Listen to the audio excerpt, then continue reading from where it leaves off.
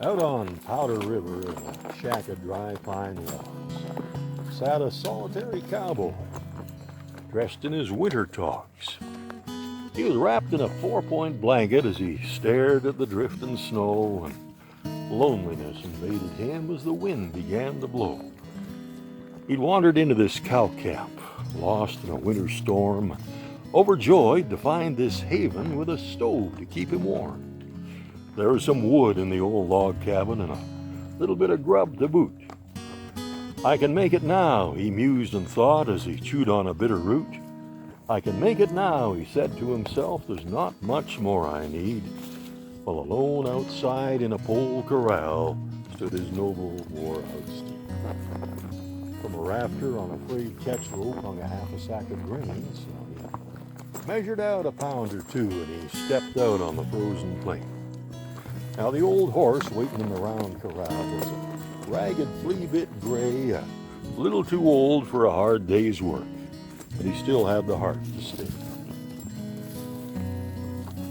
The cowboy slipped a time or two, making his way to the gate, while the gray stood there with his hind to the wind, resigned to the hand of fate.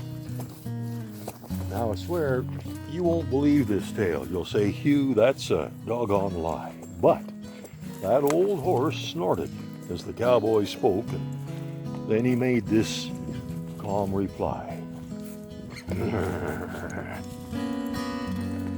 Thought you'd never get here, pard. This winter wind blows cold. I could handle it better when first we met, back when I was a 4-year-old. Now I'm a little bit long in the tooth, and my blood's getting thin, and my hair ain't as thick as it used to be, and it lets the cold get in.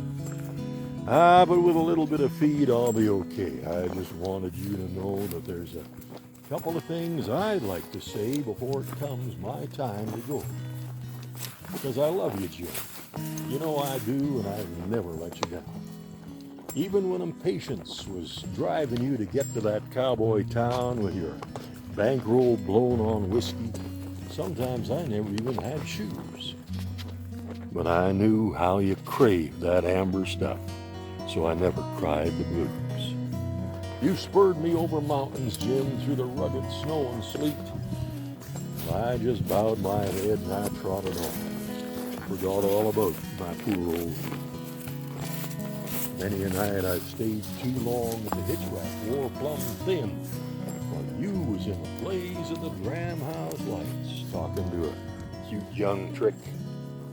I recall the years have sped too fast. The roundups we went to when I was a colt so young and quick, and ooh, you were a buckaroo. Man, we turned their heads when we rode up all decked in a brand new cack. And if I had one wish left tonight, I'd call all those old times back. 'Cause I love you, Jim, with all my heart. I'll stay as long as I can, but one of these springs when the colts come up, I won't be in that band, and you'll miss me then when they rope their mounts and you'll wonder where I'm at. Winter kill, I reckon, the boys will say, or maybe it's a rank old cat. But you'll come looking anyway. I'll bet both eyes that's true.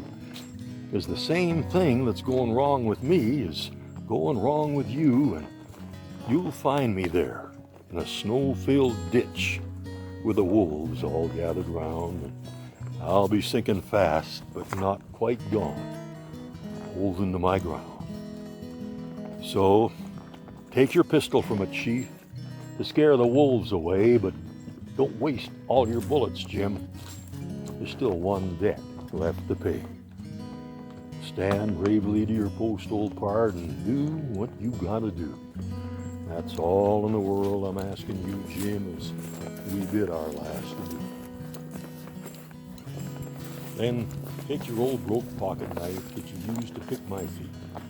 Cut a little hank of hair from my tail and whisper I was hard to beat.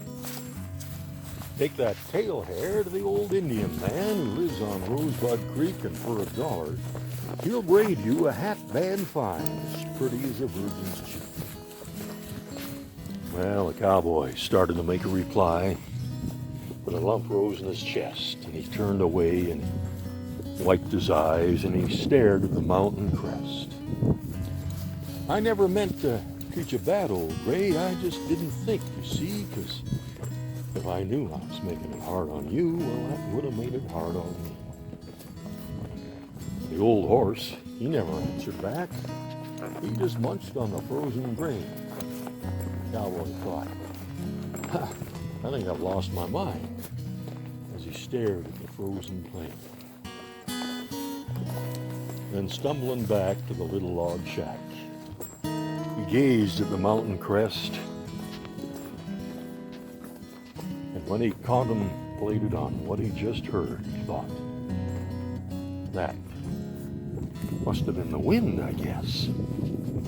That must have been the wind.